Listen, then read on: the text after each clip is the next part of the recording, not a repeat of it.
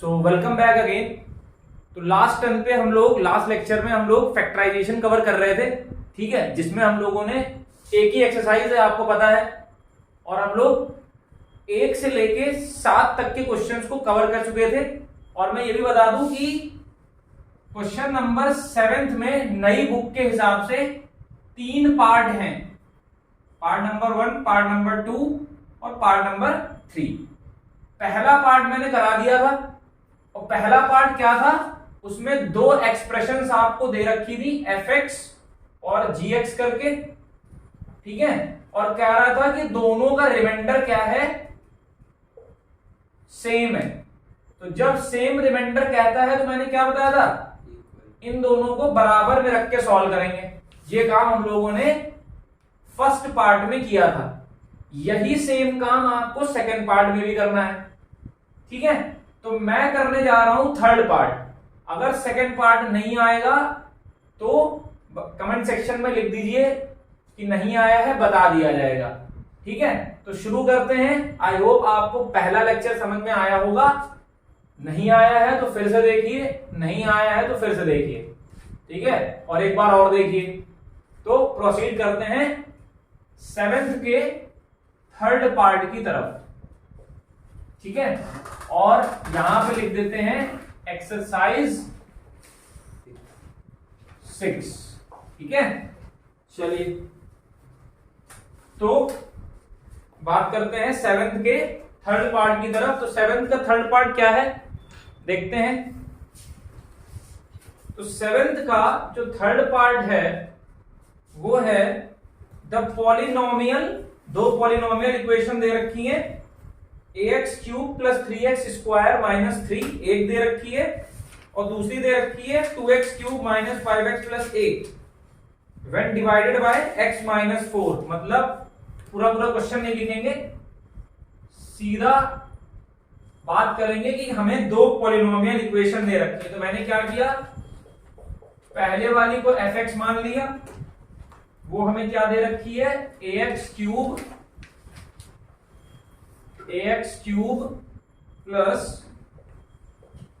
3x² - 3, और दूसरी दे रखी है gx = 2x³ - 5x + 8।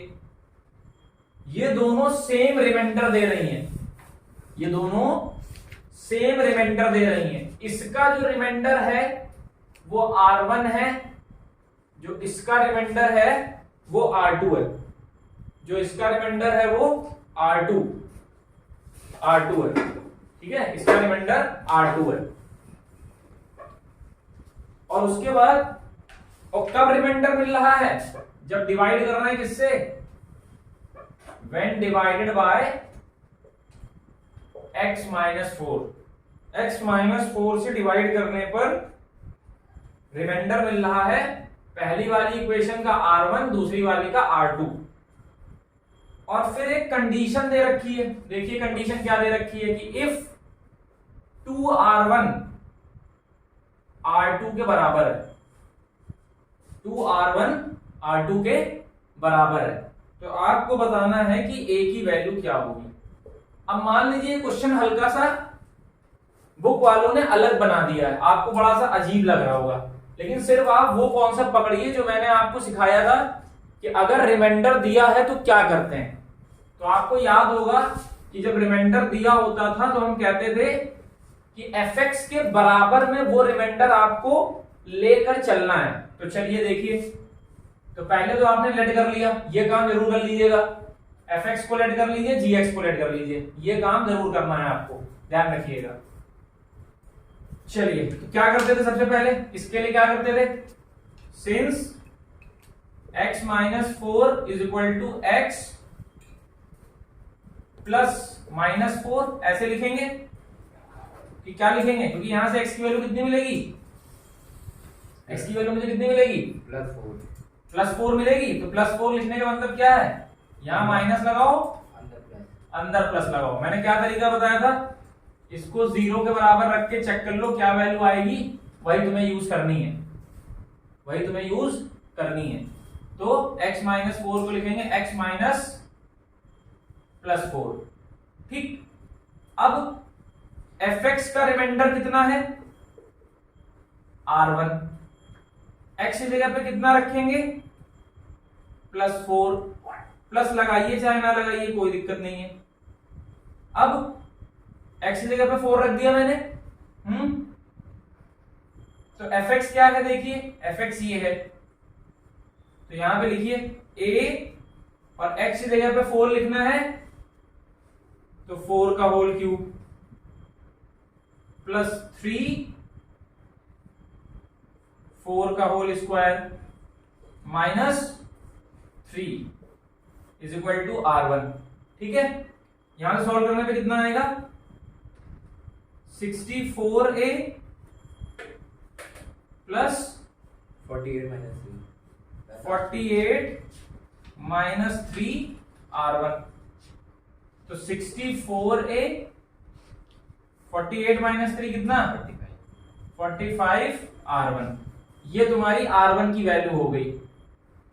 ठीक है, ऐसे ही क्या करेंगे, ऐसे ही gx के लिए कर लेंगे, तो gx के लिए क्या हो जाएगा, सिमिलरली gx के लिए क्या हो जाएगा,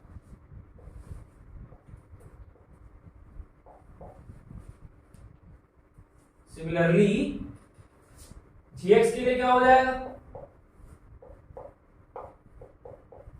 r2 के बराबर हो जाएगा gx के लिए, क्योंकि gx का रिमाइंडर कितना है, अभी भी नींद आ रही है, लग तो रहा है।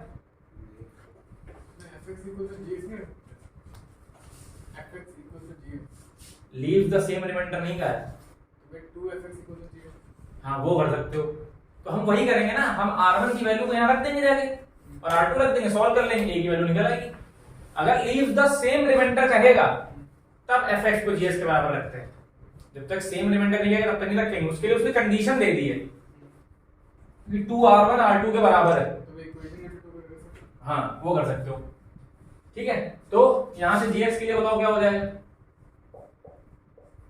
ये ऐसे नहीं हो सकते, देखो नींद आ रही है, ये इसके आगे 2 लगा नहीं कर सकते पूरी इक्वेशन के आगे एक साथ। अरे भैया कर लो, परेशान ना हो। तो ये होगा, तो कितना आएगा आगे 128 minus 20 plus a is equal to r2, तो यहां से कितना हो जाएगा ये 108 plus a is equal to r2। अब कंडीशन क्या है, अब हमको गिवन कंडीशन दे रखी है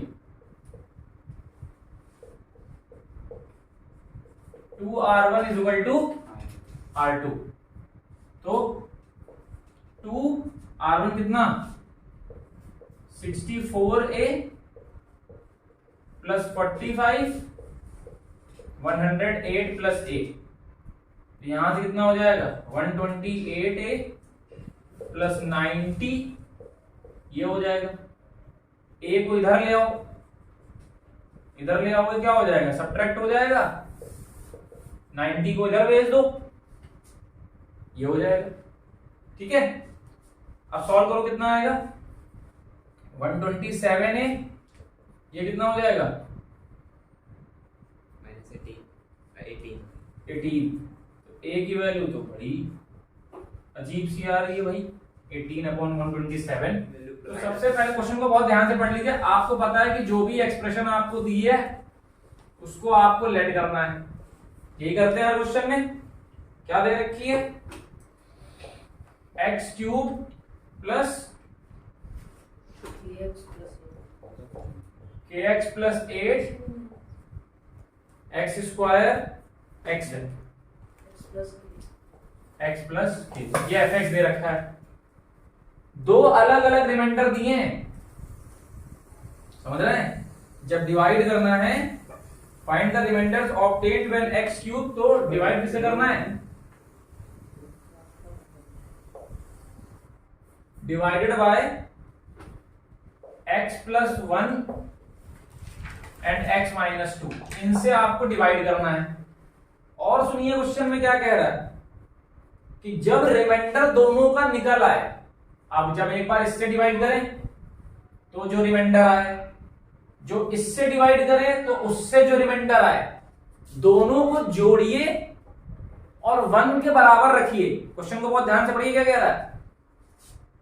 the sum of the two remainder, देखिए क्वेश्चन में जो दोनों से रिमाइंडर आए उनका सम उसको 1 के बराबर रखना है और फिर आपको k की वैल्यू निकालनी है। मतलब आपने पीछे वाले सवाल में कंडीशन यूज की थी 2r1 is equal to r2, बस इसकी जगह अब आपको यूज करना है r1 plus r2 is equal to 1।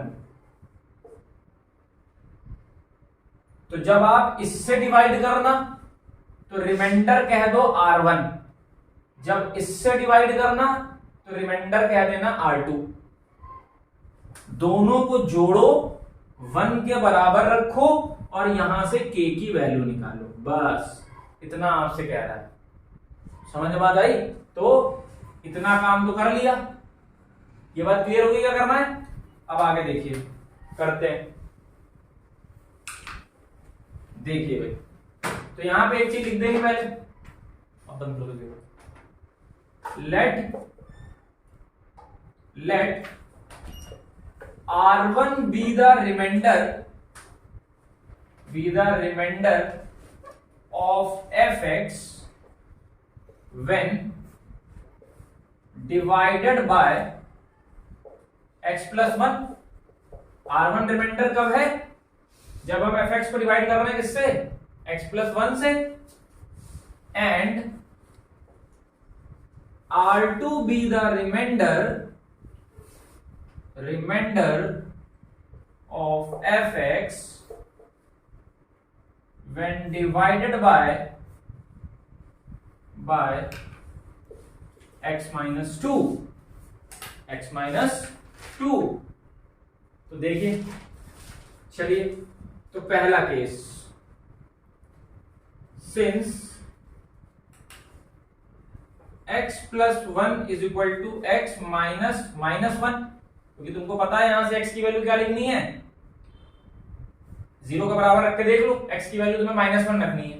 तो तुम्हें ऐसे लिख के दिखाना पड़ेगा, कुछ ऐसा लिखो कि जो वैल्यू पुट करनी वो माइनस की हो, और यहां लगा है प्लस तो माइनस माइनस प्लस ये भी रहे, और प्लस तुमको जो वैल्यू रखनी है वो भी रहे। बात को ध्यान रखिएगा। तो x plus 1 को मैंने x माइनस 1 लिख लिया। अब रिमाइंडर कितना है? r1। कब? जब हम x की जगह -1 रखेंगे तो रिमाइंडर कितना है? r1। तो देख लो भाई, रखो fx में -1 का whole cube plus k into -1 plus -1 plus k is equal to r1। तो -1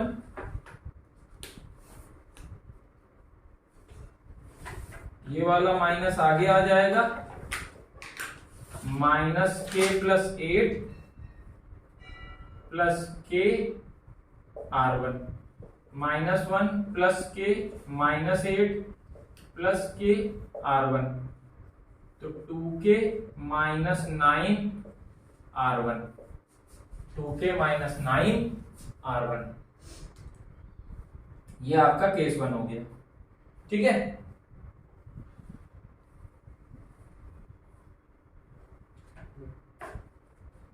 ठीक है ना। अब सिमिलरली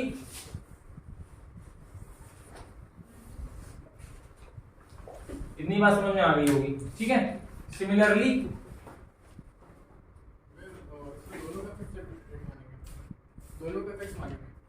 हाँ वो तो सेम है ना, वो तो सेम है इक्वेशन, एक्सप्रेशन, पॉलिनोमियल एक्सप्रेशन तो हमारी सेम है ना, तो fx से रखो gx दोनों दूसरे के लिए। सिमिलरली x -2 दूसरा है, इसको क्या लिखोगे? -+2, क्योंकि तुमको पता है जब इसको तुम 0 के बराबर रखोगे तो x -2 इज इक्वल टू 0, तो x की वैल्यू कितनी आ जाएगी? 2, तो मतलब हमें 2 रखना है। तो जब हम 2 रखेंगे तो रिमाइंडर कितना हो जाएगा? जब हम 2 रखेंगे तो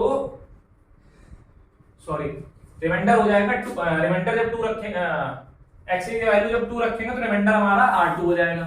चलिए 2 रख देते हैं, 2x क्यूब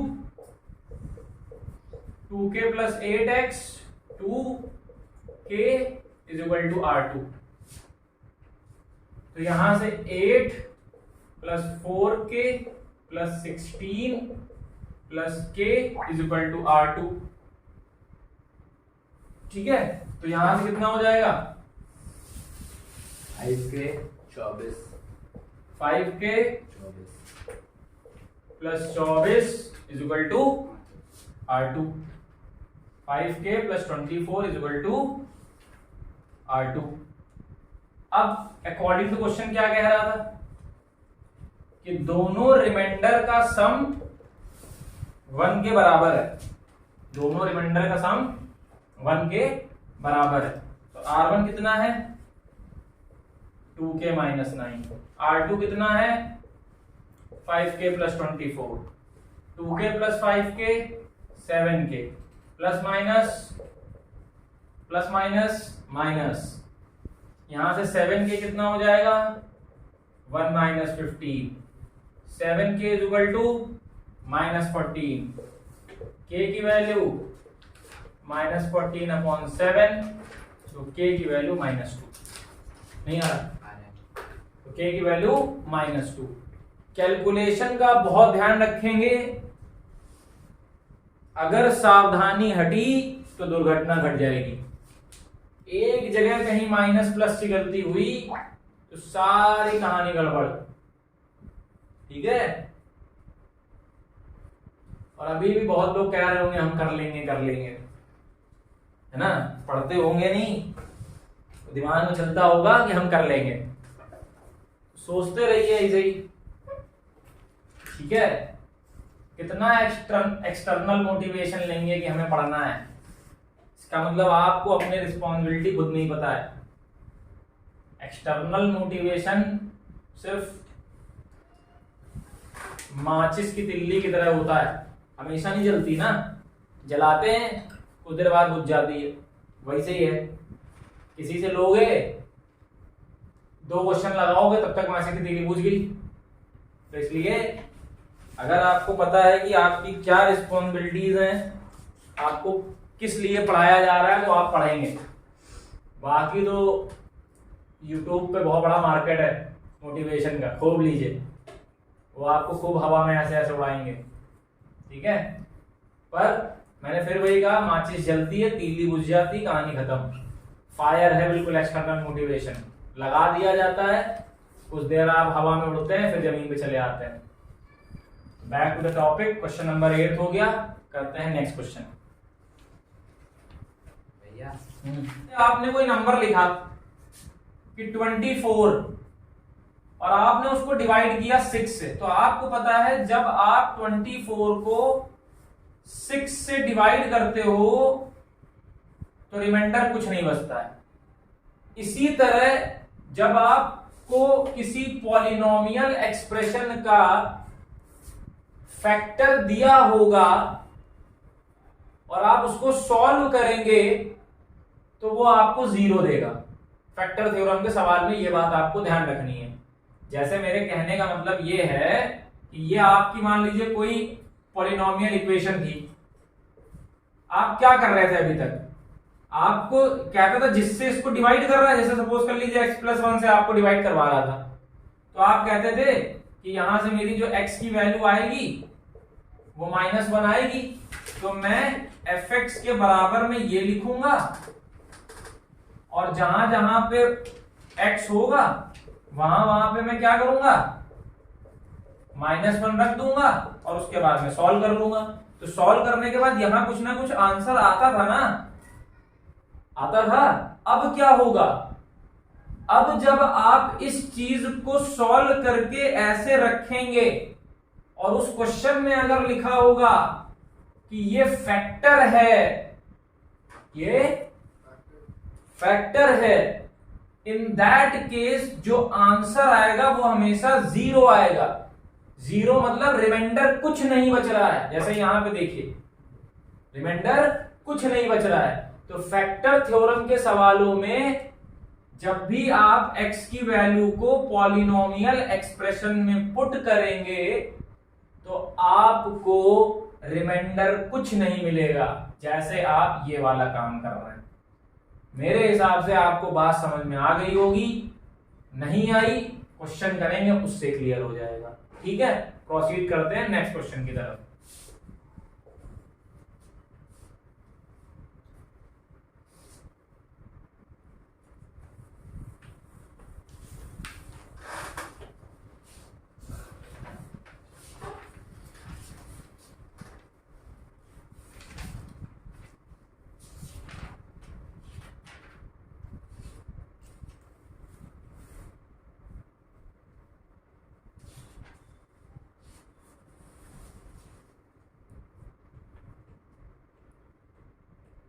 तो चलिए पहले चलिए देखिए, तो कह रहा है bye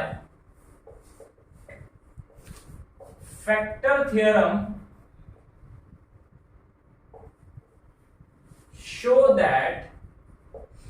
show that x plus 3 and 2x minus 1 are factors of 2x square plus 5x minus 3। क्या कह रहा है, फैक्टर थ्योरम से शो करें कि जो x प्लस 3 है और 2x माइनस 1 है वो 2x square plus 5x minus 3 के फैक्टर हैं। चलिए देखिए, तो यहां पे पहले लेट कर लीजिएगा fx को, ये काम जरूर करिएगा। अब लेट करने के बाद क्या होगा, ऐसे लिख दीजिएगा कि when x plus 3 is equal to 0, तो x की वैल्यू कितनी आएगी, -3। when x plus 3 is equal to 0, x is equal to -3। तो fx में क्या करेंगे, यहां लिख दीजिएगा putting the value of x, इसको इक्वेशन नंबर 1 कह दीजिए, इन 1। तो आपको fx कितना दिया है, 2x square 5x minus 3, put कर दीजिए। तो 2 इंटू माइनस 3 का whole square, 5 into minus 3 into 3, कितना हो जाएगा ये, 18 माइनस 15 माइनस 3, 18 माइनस 18 0। देख लीजिए, यही मैंने कुछ चंद सेकंड पहले या कुछ समय पहले मैंने अभी बताया था आपको, 5 मिनट भी नहीं हुए, कि जो भी आपको दिए होंगे फैक्टर्स, जब आप उनको एक्सप्रेशन में रखोगे तो आपको 0 मिलेगा। मतलब क्या है, वही जो मैंने आपको समझाया था, ये एक फैक्टर है, ये आपकी एक पॉलिनोमियल एक्सप्रेशन है, आप इसको इससे डिवाइड करते हैं आपको 0 मिल जाता है। सेम वही प्रोसेस है, चेक कर रहे हैं आप क्या कि फैक्टर है कि नहीं है। ठीक है, चलिए ऐसे ही when 2x minus 1 is equal to 0, 2x minus 1 क्या है, 0 है। जब 2x माइनस 1 0 है तो यहां से x की वैल्यू 1/2, 1/2। तो putting the value of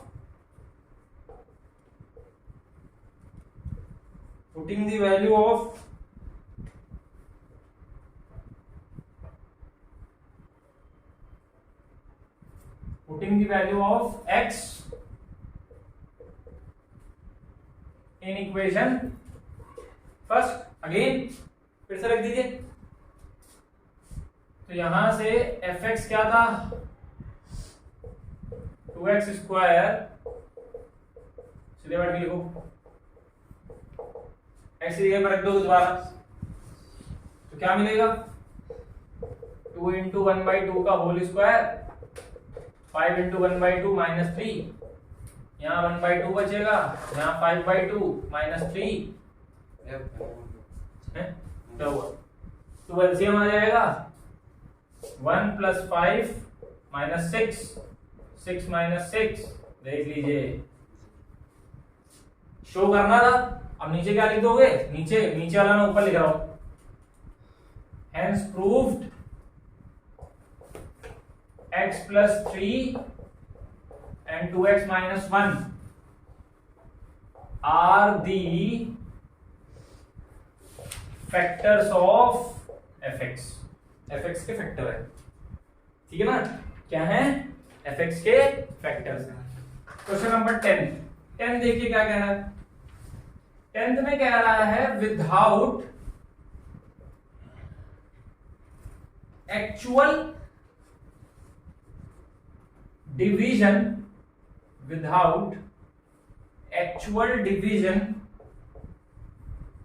prove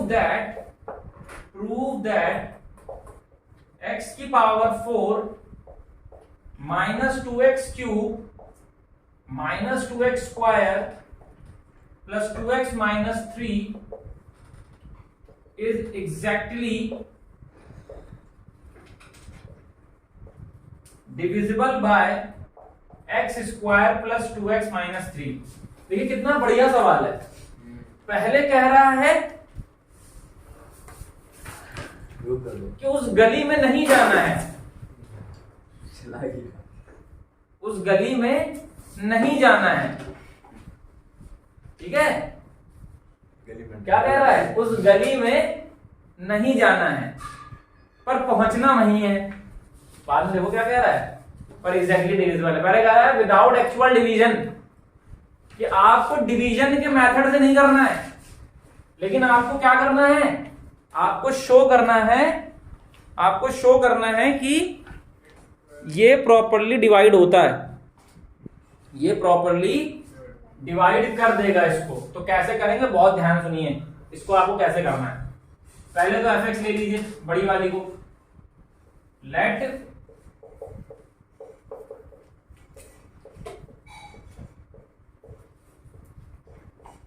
ये ले लिया, ये fx हो गया आपका।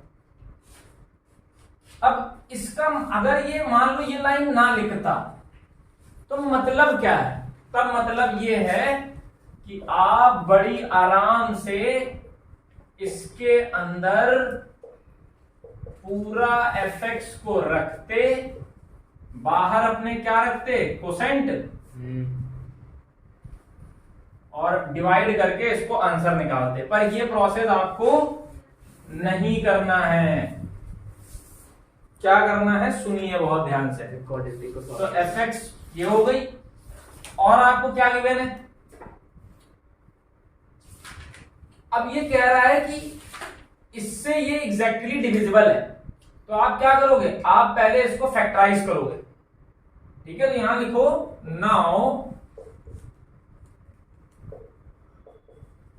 फैक्टराइज द एक्सप्रेशन, कौन सी, x² + 2x - 3, इसको फैक्टराइज करो। फैक्टराइज करने के लिए क्वाड्रेटिक इक्वेशन पढ़ के आए हैं, इससे पहले वाला चैप्टर मैंने पढ़ाया, और 9th में तो पढ़ा ही होगा आपने, कर लीजिए। 3 - 1 में ब्रेक होगा,